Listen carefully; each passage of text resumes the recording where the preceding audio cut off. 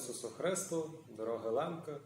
Днеска już традиційні маємо Євангеліє і будемо читати Євангеліє від Луки 6, 31, 36.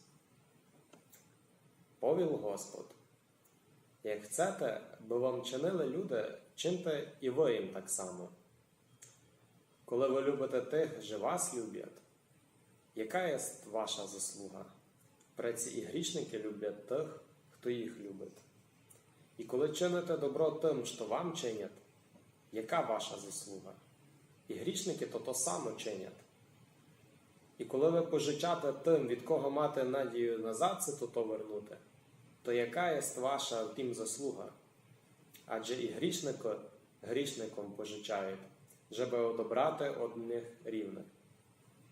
Ви любите вороги ваше, добро їм чиньте, і пожичайте, ніч назад не чекаючи, і велика буде ваша надгорода, і будете синами Всевишнього, бо Він добрий до невдячних і злих.